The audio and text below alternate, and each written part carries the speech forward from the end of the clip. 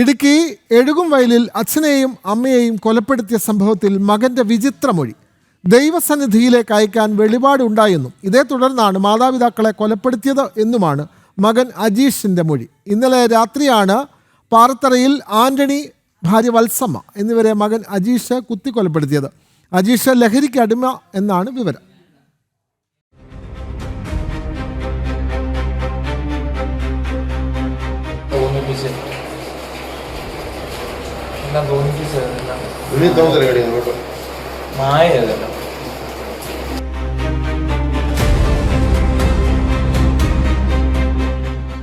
ഇന്നലെ രാത്രി 9:30-ക്കാണ് നാടിനെ നടുക്കിയ കൊലപാതകം നടന്നത്.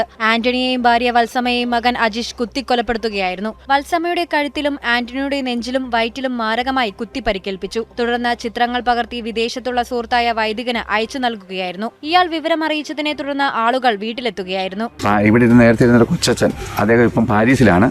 ആ കൊച്ചച്ഛനും ഈ പ്രതിയുമായി നേരത്തെ ഇവിടെ ഇടവകയിലിരുന്നപ്പോൾ ഒരു പരിചയത്തിൻ്റെ അടിസ്ഥാനത്തിൽ അച്ഛന് ഈ അപ്പൻ്റെയും അമ്മയുടെയും ഈ സംഭവം നടന്നതിന് ശേഷമുള്ള ഫോട്ടോ അയച്ചു കൊടുത്തു.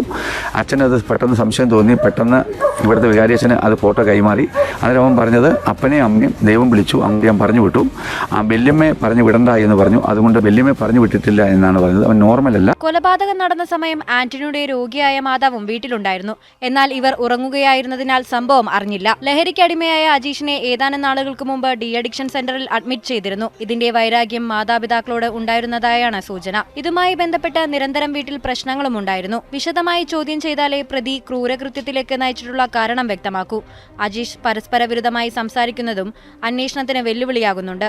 അജീഷിനെ വീട്ടിലെത്തിച്ച് പ്രാഥമിക വിവരങ്ങൾ പോലീസ് ശേഖരിച്ചിട്ടുണ്ട്. വീട്ടിലെത്തിയതിന്റെ പിന്നാലെ അമ്മ എവിടെയെന്നും താനൊന്നും ചെയ്തിട്ടില്ലെന്നും തന്റെ വീട് ഇങ്ങനെ അല്ലായിരുന്നു എന്നുമാണ് അജീഷിന്റെ പ്രതികരണം.